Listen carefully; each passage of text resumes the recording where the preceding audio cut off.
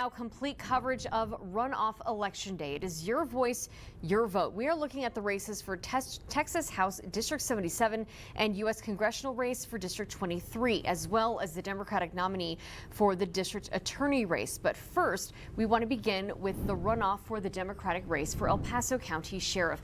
Robert Bobby Flores and Oscar Ugarte are vying for the nomination to replace Republican Minerva Torres Shelton in the November general election. And the overall winner is looking to replace current Sheriff Richard Wiles, who is retiring after nearly 2 decades. ABC 7's Heriberto Perez has been following the Democratic runoff and joins us live once again with all the details. Heriberto.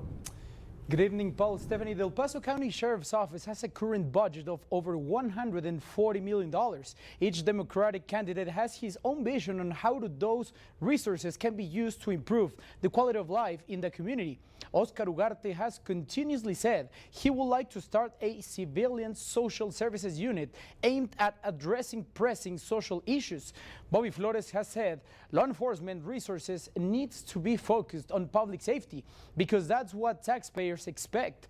Ugarte's proposed unit will be directed towards mental health, homelessness, food insecurity, and supporting troubled youth. Flores has said the department should find additional money to address these types of issues regarding public safety. Flores also told us this during ABC 7 Extra Sunday edition on May 19th. So there are a lot of factors there that I think need to really be considered before we make a promise like that. And I'm focusing strictly on public safety. The community pays taxes for public safety. We need to make sure our jails are back in compliance.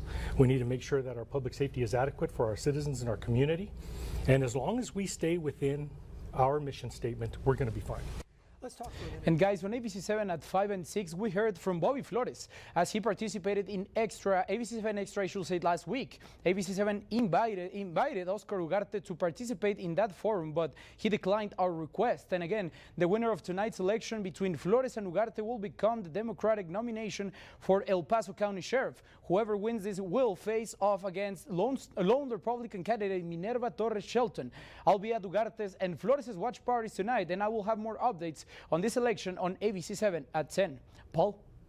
Thank you, Heriberto. And now to the Democratic race for El Paso District Attorney.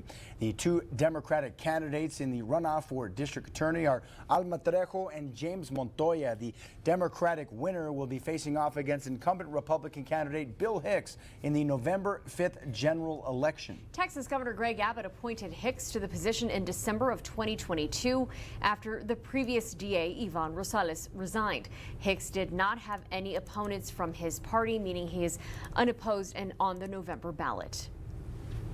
Well, it's important to note the winner in November may end up prosecuting the state's case against the accused Cielo Vista Walmart shooter. That was one of the topics discussed this past Sunday on ABC 7 Extra with host Mark Ross. Are we going to fight to try this case here? Yes, we are. But I do not want to lie to the voters in case it has to be tried somewhere else. I believe that we can find jurors here in El Paso to do that. It might take us a while.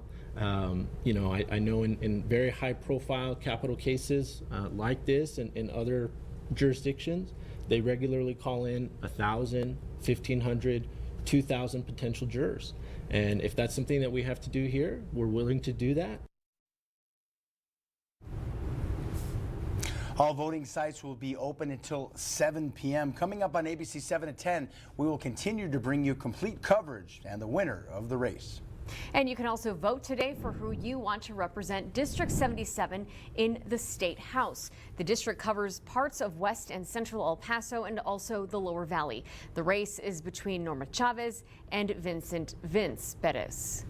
And with no Republican candidates running, the winner tomorrow will replace Lina Ortega, who was not seeking re-election. And 2 Republicans are running to represent a part of Far East El Paso in the U.S. Congress.